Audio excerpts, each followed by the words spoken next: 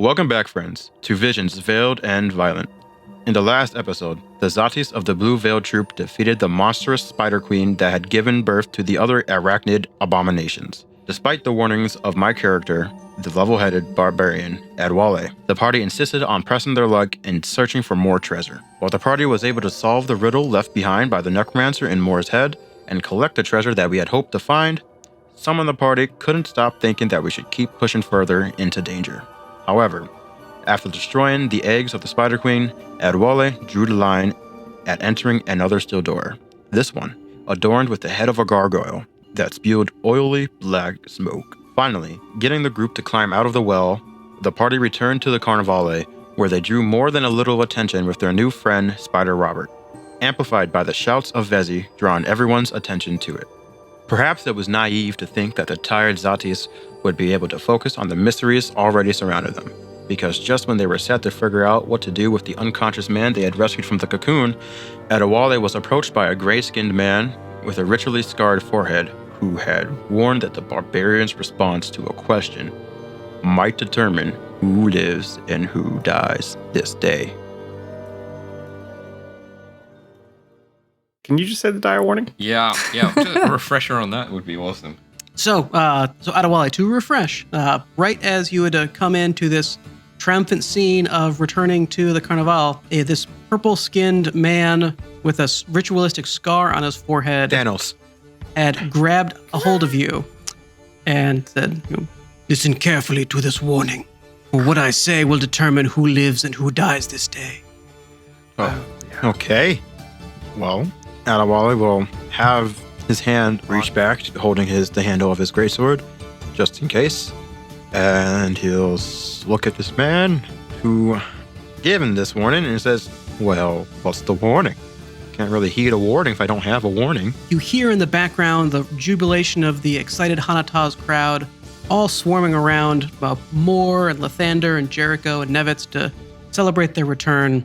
The crowd seems to grow dim and distant as this man approaches, and there's almost a chill in the air, like a frost around his breath, as he leans in closer and says, "I am looking for one who has transgressed, and I have been sent to find her." Well, I do not know who you're looking for. Do you have a description? I am looking for a young woman. No. A woman who is a trickster, a user of magics, one who profanes the names of the many gods. Jericho's sweating a little bit.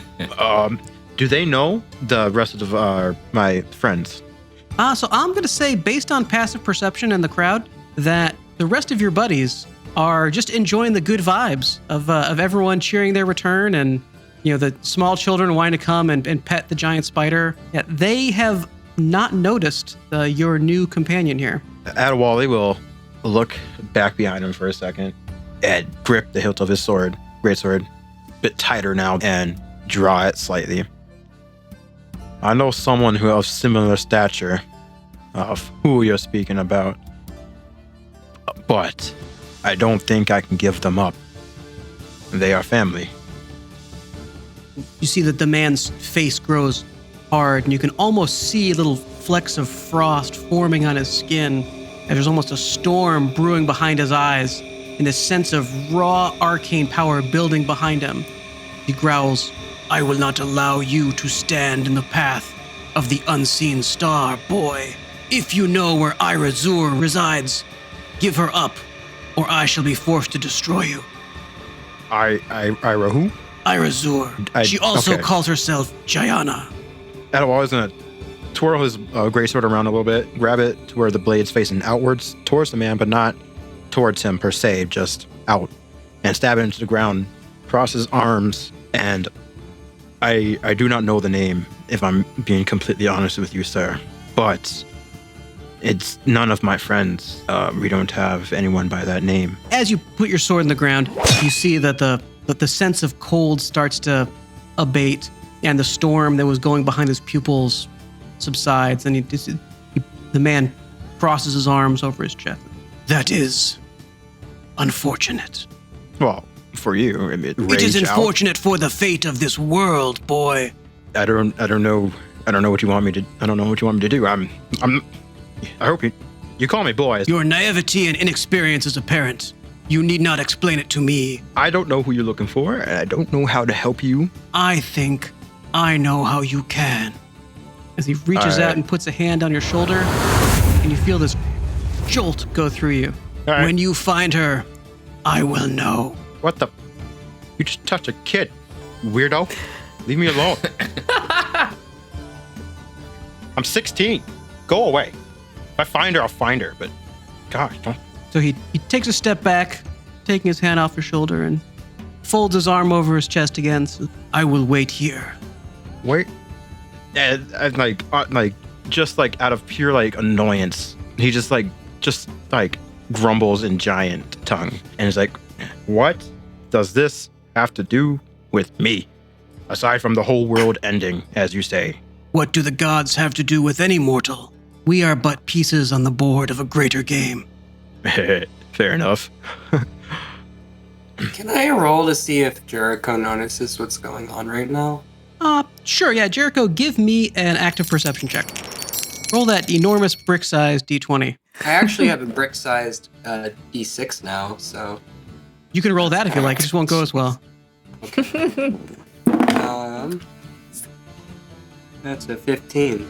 15? Okay, so yeah, so as the crowd is all going around, you see that little Vesi has climbed up on the back of Robert the Spider and is just petting his head as everyone's still enthralled by your unexpected victory from your exploration. You, out of the corner of your eye, notice this very strange man who seems to be lecturing Adewale off to the side. All right, I kind of sidle up to the two of them. Jericho kind of slinks over to where they're at. And she opens her mouth and mimics the man's voice, but recombines the words. What are the gods' game? The man turns slowly towards Jericho, and you see him reach up with 2 fingers to trace around the circle of the scar that's been burned into his forehead. It says, "The gods' game, child, is the gods to tell, one tale at a time. But this tale is quite old, and almost always ends with death. It follows you still. If you doubt, ask your elders. Ask them if they know the creeping death that haunts you still. I care not for your fate, only for the girl." This girl, as Adewale will somewhat step in front of Jericho per se, so that he's still can be in the way if something does go wrong. The name, repeat it for me, please. She has called herself Irazur. She has called herself Jayana. She has called herself Jillian Venex. Names she takes and discards like so many cheap masks. But at her heart, she is a criminal who has profaned against the divine. And the unseen star demands retribution. Does Jericho recognize any of these names? Jericho does not. Does Adewale? Probably not. Adewale also does not, no. Yeah. Okay. Good try this. Shooting the unseen star. Does Adewale recognize that? So, make a religion check on that. Oh, I'm proficient. While you're Stuff doing together. that, as the crowd has gathered around the spider that Moore is riding, that Vesi has now climbed on top of, and everyone is still looking like wow over at what Nevitz and Lathander have managed to bring back for the troop. And as you're going all through this, you see that some of your other teen friends, particularly the clowns, Talyn and Columbina, have come up to just wow and ooh and ah. Or you see that and Talyn approaches like, "What did you do? This is amazing." So that's a question. Yeah, was that to one of us in particular? Was it to the to Robert the Spider? To the group, wasn't to the spider. Oh, okay. Well, we saved the day. You can thank us, and we can go about the rest of our day with our new friend Robert the Spider, who's with the circus now. You're welcome. You're welcome. The hanataz crowd looks over warily to some of the animal cages, trying to see how they could possibly rearrange the existing manticore and owlbear to make room for this new giant spider that seems to be just happily swaying back and forth, letting Vesi bouncing down up on his thorax. Nevitz looks up at Moore, and he says, well, it appears they will not be talking about any visions for the next week. Mission accomplished? Moore immediately sends you daggers with her eyes. Why would you say that out loud? We could talk about that later, not in front of the crowd. What if somebody heard the V word? Stop it. Stop. Anyways, this spider eats cows. We're going to have to up that budget, whoever's in charge of that. To that point, I think we should get the loot over to Borog and possibly go talk to Mother Sylvenza about our unconscious colleague here. So as you say that, the two acrobat clowns look over and see the man that you've rescued from the wells. Oh, this poor man. It looks like he's been dragged all over and dropped and beaten and incredibly lucky to have been saved by you. Some of that might have happened after the fact, but that's neither here nor there. In either case, is Mother Sylvenza available? Oh, yes, and Talyn pipes up. Yeah, she's actually over in the Cirrus tent right now, trying to recover from some earlier spell, which is a total drag because I had a question I really wanted to ask her, but then I heard that, of course, Moore might have been able to give me an answer, but I don't know if that's still on the table. Hey, no, that was actually a false alarm. That was bad stew. So, no visions. Bad stew? What does that Yes. mean? Luthander's leaning on his staff. Have we got anyone called Stew here? Especially not Bad Stew. And then the other clown, Columbina, pipes in like, Stew, is that townie? I think there was a stew that came by. Yeah, No? sure. Yeah, it was that one. I think now that the clown's routine is like done, it's actually Jericho's time to go out and start doing magic tricks for people. So that's what she's doing right now. Okay. Jericho's slipping away to help out with the children. She There's basically spies, like she's like, I'm on, like bright text appears above her head, and she like shrugs and she's like, she just dips out, leaving Adewale with this weird man. Weird man out. And luckily, Jericho happens to be just across from the stage where they're doing the puppet show. Mm-hmm. I got a 17 total. Poor Adewale there with this man that, based on Adewale's familiarity with religion, knows that he is part of a fairly radical sect that is known for being incredibly doctrinaire and highly volatile. So this person undoubtedly has enough power to probably wipe the floor with at least half of the camp if he wanted to. I've heard whispers among my travels before I joined our Carnival here. As long as there's no indication that you will cause harm to my family, I'll see what I can do.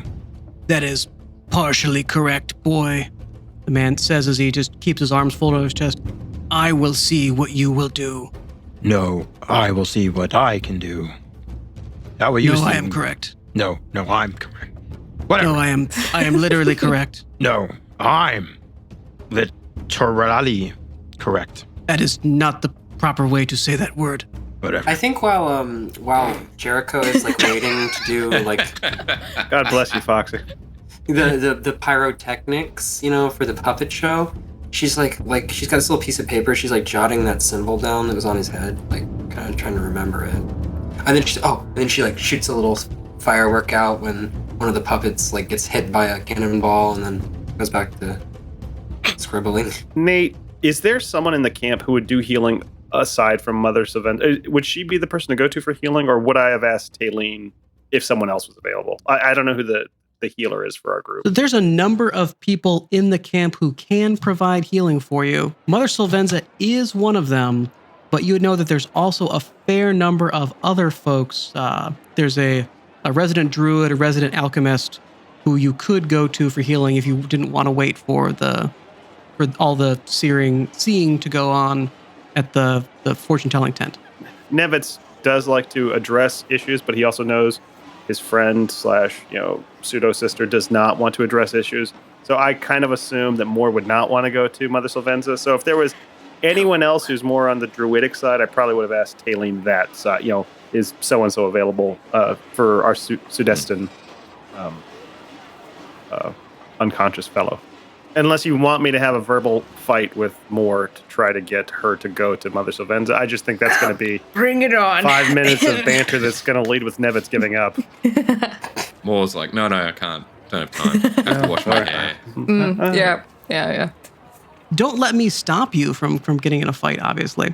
So the obvious answer that Talyn would steer you towards, there is an elder cleric in the camp, a member of the Bondurant Council named Anton, and he is the one who, at the Tent of Jests, is the one who typically does most of the camp's major healing and medicine. But Columbina, the female jester, hates him, by the way. That's good to know. Can I ask a group dynamics question as well, just based on the way the group knows each other, their history, whether Nevitz might notice that something's going on with Adewale, even if there's all the distractions, just perhaps a disadvantage or something, but normally, yes, although I think Ade has a tendency to just kind of wander off and do what he wants to do anyways. I think Nevitz is kind of focused in on, we've got a giant spider, we've got a ton of gold, and we've got an unconscious guy. So I think he's just focused in normally. Makes sense. Okay. I think... Just interested. Yeah, no, I think normally that dynamic's kind of there. I think, I'll let Coda say, I think Adewale looks out for Nevitz more than Nevitz looks out for Adewale. Like, Adewale usually makes loud noises when stuff is going wrong. That seems to be aligned. Whereas Nevitz is usually in a corner being threatened by bigger people, so it's a different dynamic. Lines up well with Nevitz wandering into the room with the purple smoke. Yep. Yeah. It's hard for Nevitz to look out for Adewale being his smaller stature. So, Gotcha. Friends in small places. I will say, Nevitz picking up on, at the end of the day, I think presumably we are kind of a close-knit group, or all the same age-ish, coming up as the Zotties. I think I would try to throw more a bone and look over to Talyn and just say, we need to get over to Anton, kind of gives a look over to Columbina, but we're also in quite a bit of treasure. So if you start pushing the narrative that maybe the Bondurant Council should allow for extra drinks for the group before we leave as a celebration of incoming wealth, I think you might be able to get that to happen. See the eyes brighten a little bit at this suggestion, because Talyn says, that is a fantastic idea. Like, can you imagine? But keep it. Start the whispers, start the rumors, but start the whisper movement. But we need to go.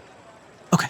But I do have to find somebody who can answer this question sooner than later, because I might literally die if I don't know the answer to this question. Again, I don't know what rumors were spread before, but I've been with Moore all day. She's not seeing anything. Make a deception check on that. Make a deception check on that one. Sorry, Moore. I'm not good at lying. Oh, it's a I natural. believe in you. It's a natural 7 on the die. I've been rolling high on all the pre-rolls. Deception? Yeah. That's an 11. And 11. Okay. Can I get advantage because she's really thinking about the gold and she's just out of her own wits? So when you say this, Talyn looks at you. Just tilts her head in the bells in her hat jingle a little bit as she looks at you. And she holds that stare just long enough for it to be really uncomfortable.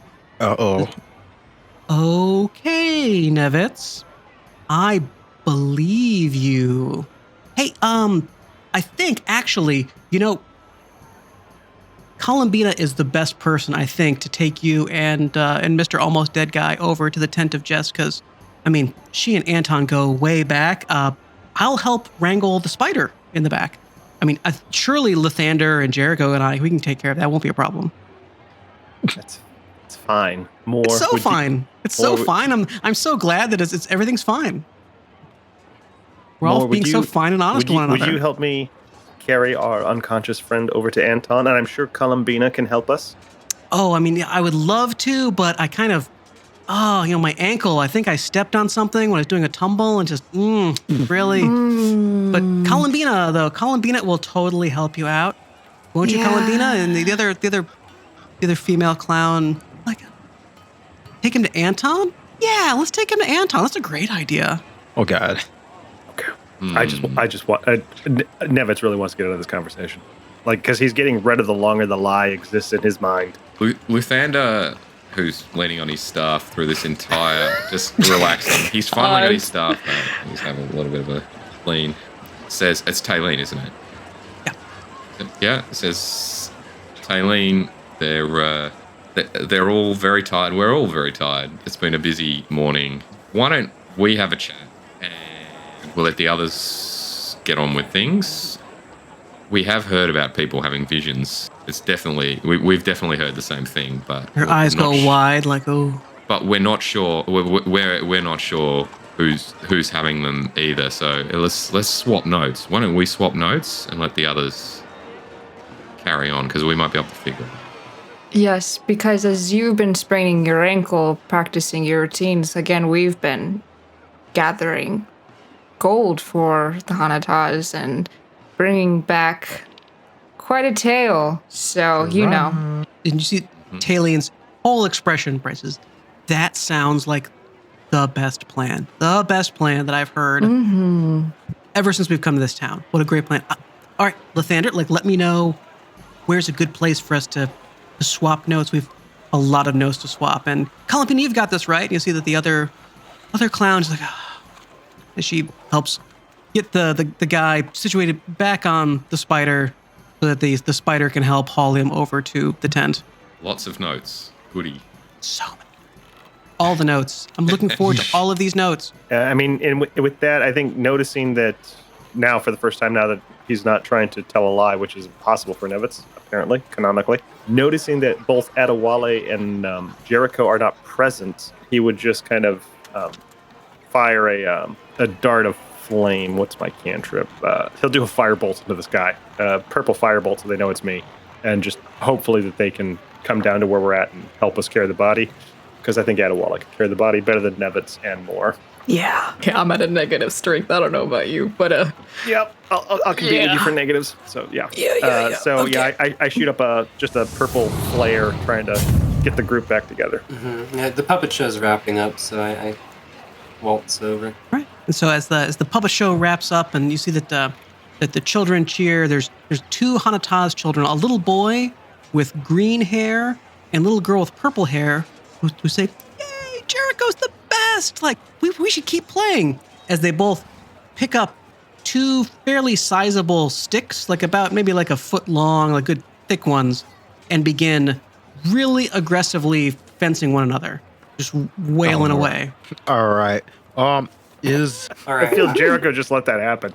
I'm gonna intercept. I'm gonna grab one of the sticks from him and be like, kind of waggle my finger. Jericho waggles her finger, and she's like, here. And then some stuff appears above my head. He's like, proper technique is important, okay? So I'm gonna show them how to actually use a sword with this stick. Show them stances, Because I'm an adventurer, I know how to use a sword. I'm gonna show them how to do it. You do me a favor, and can you roll performance? Oh yeah, sure. I can totally do that. You want to teach him how to lean on the stick? Just come talk to Luthander. 13. That's 17. 17. All right, so you properly demonstrate the tech. What's the move you most want to teach these two children who are about 8 years old? Well, I want to teach them how to parry. I'm okay. I tell one of the kids come at me, okay? I'm like look at this, And he's like, come here. And he comes at me with his stick, and then I block it, and I say then more burning text appears next to my head, this is how you defend yourself. And I hand him the stick, and I'm like, okay, kid, go do your thing. And so I watch him parry, and then I'm like, nope. And I grab the stick. I'm basically teaching these kids how to prevent themselves from dying. That's incredibly noble of you, Jericho. And so as you hand back the sticks to the children, the little boy who you recognize was running around the camp as Strend, the little purple girl that you recognize as Claysta, they smile gratefully as they give you a little hanataz bow as they resume their fighting. And as the boy makes for a thrust at the girl, she hits him in the wrist, causing him to drop the sword, and then whacks him on top of the head and laughs. Aha, you can't read. Oh. Oh. I shake my head. I shrug, ruffle the kid's head, and just head back to where I was the others. And as you shake your head, you see that the little Vesi standing next to you with a new bag of Humber Nuts, fresh out of the stall. And it's at least you tried. Yeah, it's true. After the whole who's right nonsense with Tadas here, after he says, that's not how you say it, I'll be like, well, I'm sorry. Common is not my primary language. It's my secondary. I grew up speaking Giant. He just stares at you, unspeaking, unflinching. Doesn't even blink, really, just stares straight at you. Well, you're creepy. I'm going to go and help out. You can skedaddle. Adios. I will stay. Yeah, okay. Suit yourself. All right, and so then Adewale rejoins the other three going up towards the tent where Anton is stationed with his jests that he might also heal this poor man you found in the well. Yeah. And as you do so, you see that the female acrobat Talyn is almost bouncing now as she's smiling from ear to ear that Lathander is there. She says, so, notes. I want all the notes. What notes do you have so far? Well, we've got quite a few. So we've heard some of the rumors as well, but we just... Hold on, are you hungry? Should we get something to eat first? It's a day.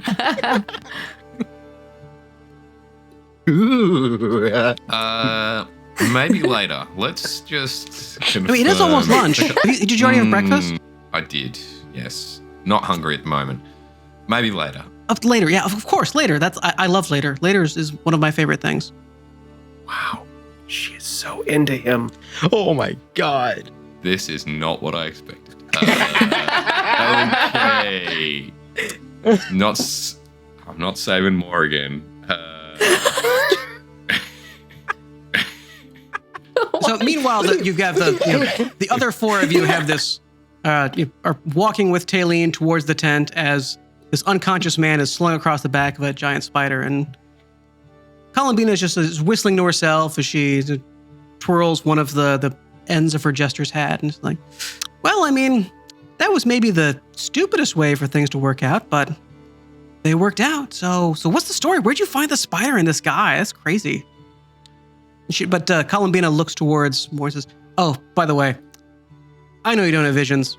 Talyn's an idiot, but I really appreciate you distracting her because she was just going to bother Mother Sylvenza all day long because she woke up and she had this stupid dream that she was going to end up with some guy with a staff, and there's only one of those in camp, so she wanted to make sure that it was real. This happens every time, Last season, she thought that she was going to end up with Cray the Blade, which is crazy because he's super creepy and also so old, but whatever, it's good to let her get it out of her system. Okay. If it doesn't matter to her other than putting to rest her own neuroses, just go ahead and tell her that you heard whispers that I had been seeing visions lately, and I'll tell her whatever she needs to hear. Pauses and says lies. First of all, that's a terrible lie. And also, that would mean the death of all hanataz? Yeah, the end of the world. Not just hanataz. You've also listened to Mother Sylvenza. Yes. Sorry, I'm just new to that, but I feel if she's thinking about that, then she won't worry about whether or not she's just of my friend. Actually, Kind of like how if you light me on fire, I won't think that my pants are too tight. I mean, that's solving a problem with a much worse problem. I don't really understand the logic there, Nevitz, but aren't spelldancers supposed to be the smart ones? Let me just... Okay, first of all, I'm playing the long game. Talyn's not... She's going to obsess about something anyways. And if it's easy enough for me to send her down a rabbit hole that doesn't stop us from doing what we need to do for the elders of the Bonduran Council, then all the better for it. I mean, that's fair. It's hard to argue with that logic. Really? No, of course. It's a stupid plan. Okay. In either case, we found the spider and the gold at some cache site where we believe criminals of the town were hiding money, and obviously criminals aren't going to go to the local authorities, so it's our money now, and we're leaving tomorrow morning. Yeah, I mean, hard to argue with that, certainly. But, it's all going to work out. This is certainly a huge find, and this is totally going to make my day. Like, thank you for letting me be a part of this. Why is this going to make your day, Columbina? yeah, this is kind of our thing. Because I love helping people? Oh, you don't? Okay, can I get a vibe check from this chick? Yeah, roll insight. Yeah, okay. What are the vibes? Are the she's putting vibes? out. What are the... That's a nat 1 for a 7. Yeah, so, you aren't used to seeing Columbina be this eager unless there's something very self-serving going on, but you can't put your finger on what it could possibly be in this particular moment. And we know that she hates Anton. And normally would not want to ever go to Anton's tent. Correct. Well, it's like, hate's a strong word in the hanataz. It's more like she seems to have a singular delight in making his life miserable. For the lulz. Sounds like hate to me. I'm gonna kind of stand in like a protective stance in front of the spider, Robert, to make me look a little bit more intimidating, and kind of glare at her and be like, okay, what do you want? What do I want? I think I want what all hanataz want, to help each other and do the right thing. And in this moment, I'm helping you. Oh, don't give me the unconscious pamphlet. guy. Just tell me what you actually want. Oh, I swear, upon Jinx, all I want to do is help you get that person over to the tent of jest where Anton is. All right, listen, my you just want spider. to cause problems for Anton to... If you are after anything nefarious to do with us, my spider may eat cows now, but that could quickly change. So watch yourself. More? Ooh, okay, don't worry. I won't do anything near Spider. Promise. Cross my heart. Mm-hmm. But come on, let's go. I mean, don't we want to help? This guy looks like he's seen better days. I think this would probably be for the best. Yeah, lead the way. Gladly. She's practically skipping as she leads through the little maze of tents through to the northern end of the camp, where you come around past the tent of veils, circling where you can still see Boreg and Kalnese doing their feats of strength over the wrestling pin, to come to this big, brightly colored green and purple tent where they've set up the tent of jests for all sorts of japes and pranks and other things with that is also serves as a makeshift shrine to the gods that favor the hanataz. And to Columbina, who kind of hops and skips over to the tent flap as she shouts, "Hey, oh, Anton, are you there?" And you hear the voice call out, "Yes, Columbina, I'm busy tending. What? And is this some dire need? Oh, yes. Very dire need. We've got someone who is in need of your skills." And you hear the shuffling inside the tent of old Anton, who's probably only slightly younger than Mother Sylvenza, coming towards the front of the tent. And as he does, Columbina takes a little step to the side and says, "Hey, Anton, what was that thing you said you had? Arachnophobia?" As she swings the tent flap open. And you see so you see old Anton, this sweet old man with his turban and his big colorful mustache. Oh, no. Take one look at the more riding on top of a spider the size of a horse, and his eyes go wide, and he goes,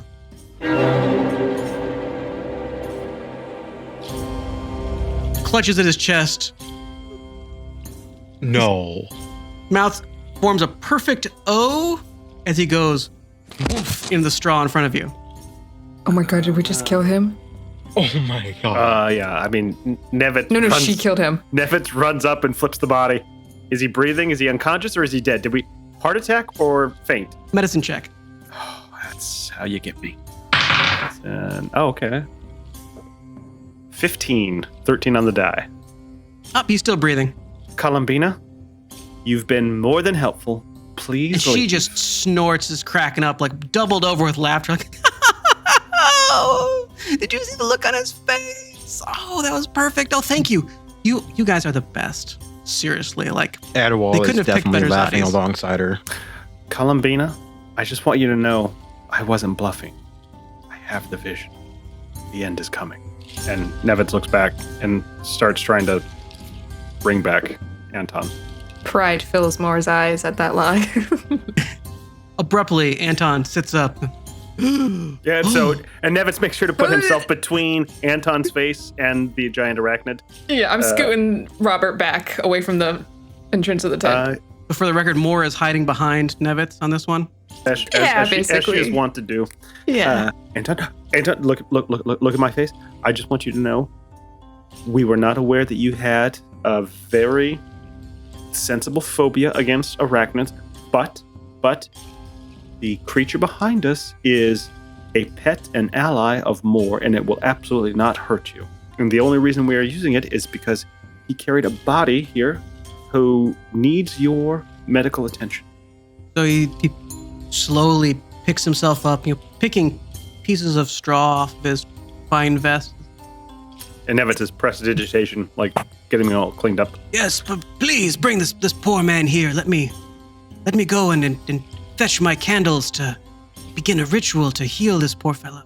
You see him look over in the inside of the tent. With the shrine, all the things laid out in honor of the hanataz gods. And when he looks over the shrine, he sees that conspicuously, right about where you would lay out some religious votive candles, are little circular divots where it looks like something wax had been there that is now missing. And he looks at them, he squints, he goes, I hate the clowns.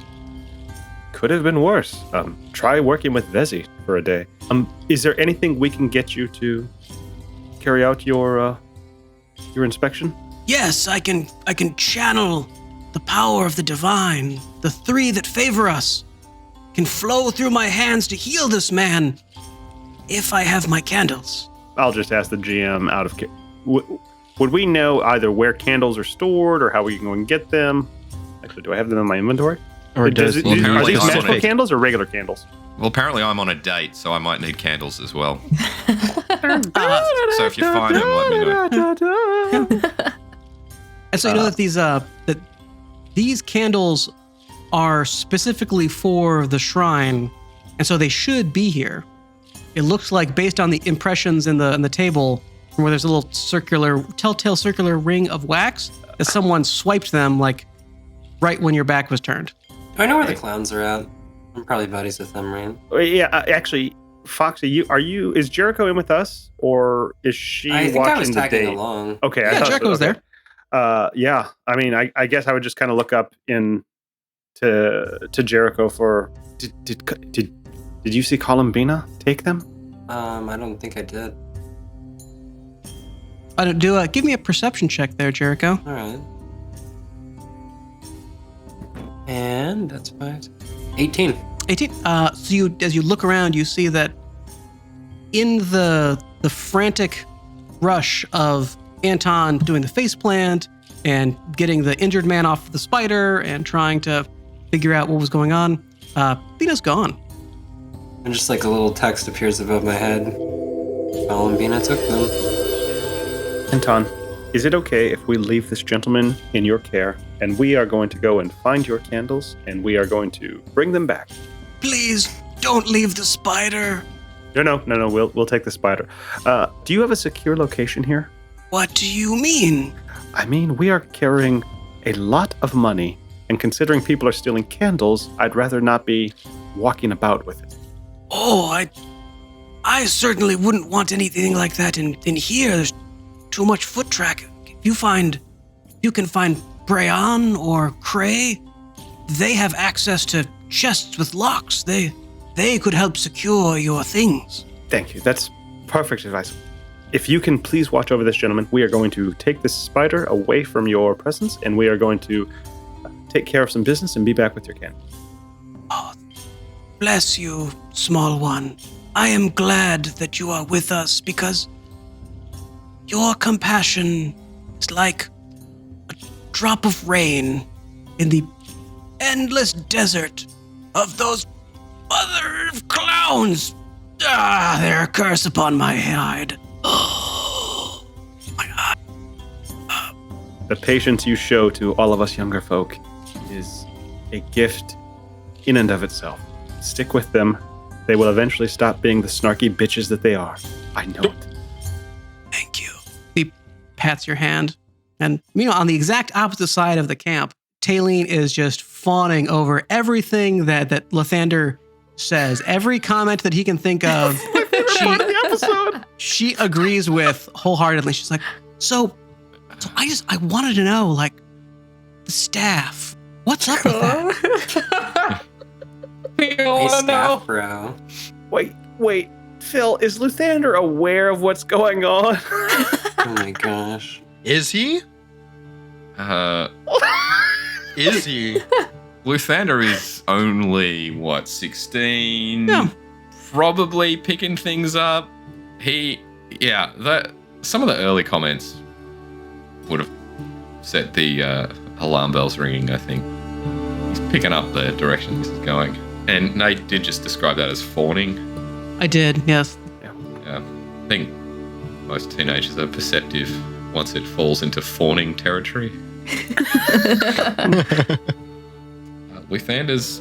So the staff question, that's just, you've got to be well rested. You never know what's coming when you're traveling. It's just useful to have something like that. So Ask her something about herself.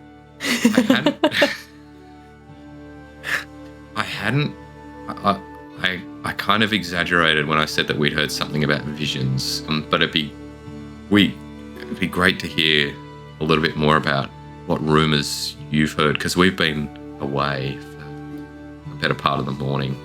Oh yeah, I've heard so many crazy rumors. Ask me any rumor. I totally know all the rumors. Just go with one. Boom. Because while you were out doing all that, very heroic and super cool stuff, like I've just been stuck here, and so I have to listen to all the stuff of Brian going on about like, oh, this thing about the mystic flow, the Xanthus, and blah blah blah blah blah. But like sometimes they say things that I know we're not supposed to hear. Anything about visions specifically? So, visions, honestly, if I knew somebody who had visions or could see visions, that'd be super helpful, because I had this dream lately that I've been kind of wanting someone to work out with. But actually, since you mention it, there was some super strange stuff going on that I heard the Bondurans talking about that I know that they didn't want me to hear. Oh yeah, what's that? So, I've heard, just over this listening in, that Brian told Cray he heard there's 2 other troops just within the past month. Both of their Siriuses died. Like that. Wow. So I mean, it's like, I understand that like the Sirius is supposed to be old, right? Like I get that, but for them to both die in the same season, like that's super weird, right? Yeah, that sounds really weird. Like, and obviously, like Mother Sylvenza, like I mean, she's old, duh, but I mean, she seems like she's totally fine. She hasn't done anything weird lately, and she normally does kind of weird, semi-weird, weird adjacent stuff, but this feels like, I mean, you don't think something's gonna happen to her, do you? I've got Like, something that I really wanted to ask her. Luthander says, yeah, like totally weird adjacent. Oh, she seems fine. Yeah, she seems fine. I'm sure she's fine. Did they think it was a coincidence? You're really good at listening out for stuff. Oh, really? You know, that's the nicest thing someone said to me. I'm always listening to Columbina and Zani, and they go on all the time. But I feel like nobody appreciates that I'm listening to them. You know? Totally, I hear you. So, But I mean, that's one of the things that's just I feel like I haven't gotten to hang out with you as much because you are someone who appreciates what other people do for them, right? Like that's something really remarkable. And that's when you hear a strangely familiar voice pipe up with, "Oh yeah, he's amazing. He's a hero." And you see the little blonde boy with his missing tooth, holding a balloon, run up to Lathander. They're like, "He saved my life. Everyone thought like my mom's gonna make sure he gets a big reward." And Talyn just goes, "That was you? You fought the bear? Everyone's been talking about someone fought the bear." yeah, it was totally me. I mean, the others, I don't even know where they were. Oh my god. Adewale, he was running in the opposite direction. No, I actually don't say that because I wouldn't make that joke to Talyn. I even wrote her name down because I wouldn't want to forget. Oh yeah, she's a girlfriend. So Wrote it down in a notebook 16 times. yeah, that's right. So I'm going to get down on a knee to the height. Already? All right. It's moving fast. Lock it up. No, I'm not facing Talyn. I'm just facing the kid. What's Smedley. his name again? Smedley. I was like, oh, there was a name that was perfect. Smedley. I'm going to say, hey, buddy, it's good to see you. How you feeling? I feel great. His pupils are still dilated from being slammed into the ground earlier. Okay. I'm so glad to hear that. Are you having fun? This is the most fun day I've ever had. I lost a tooth. I saw a bear. Like I got to get this balloon, and I found a knife. Like this has been a great day.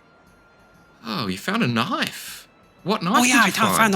I found a knife. Yeah, it was just like lying there. It was crazy. Oh, what? Have you got it on you? Oh yeah. I've got it right here. And Can I see it? Yep. And he hands you over what looks like a stiletto that is just soaked in blood. Meanwhile, the four of you over there with the spider come out of Anton's tent just in time to hear this loud shouting of this horrific argument coming from the gambling tent. And as you watch, you see the front of the tent sort of bulge open as these two men come stumbling out of it, just wailing on each other like bare fists, bam, bam, bam, right into meat and bone. Are one or more of them hanataz? They are both locals. Oh, this is a non-problem. Adewale gonna stomp right up to them. Fellas, Stomp away. why are you causing a disturbance among our carnival? And the men are so gripped with this incredible fight that no one is giving Adewale the slightest bit of mind. Okay, so Adewale is gonna get as close as he can without getting a haywire haymaker thrown at him, and he's gonna scream as loud as he can, as close to one of their heads as possible, which will totally alert the whole camp. But it'll make them stop fighting, hopefully. Okay. Roll intimidation. Oh, I'm proficient. 16? No. Okay. 15. Sorry. Still 15. Adewale, give your shout. Give your Oh, shit. your fight-ending shout for us.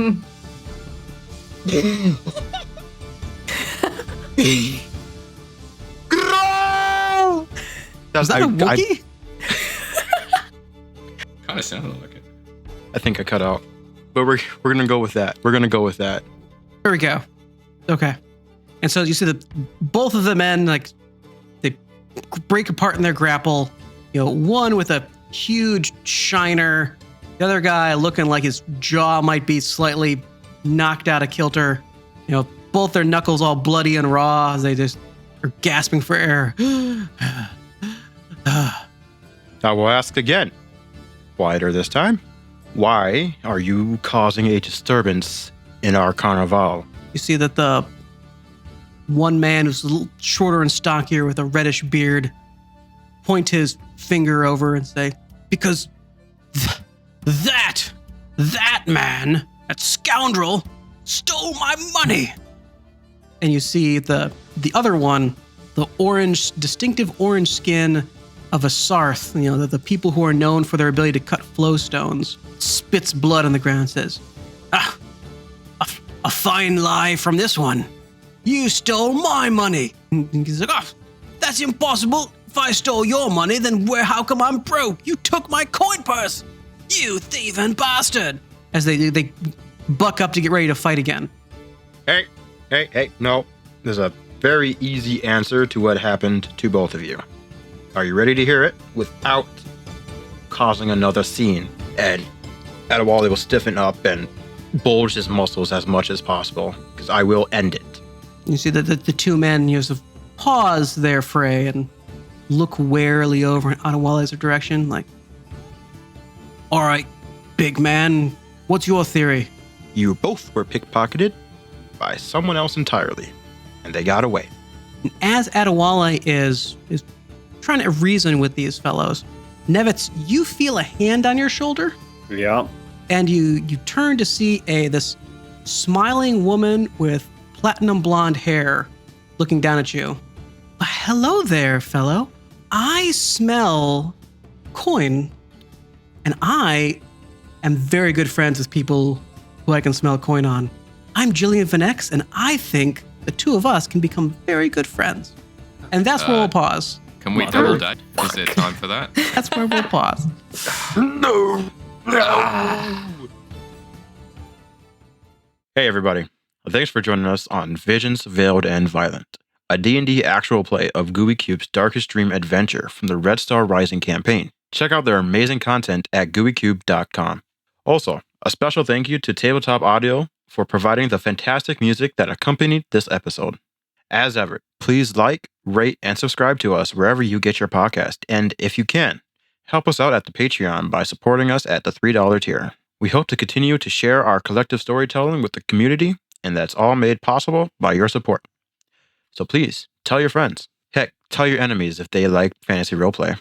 Remember, you don't know the burdens others have carried to arrive at your gaming table, so be kind. Safe travels until next week, when we return to Visions, Veiled, and Violent.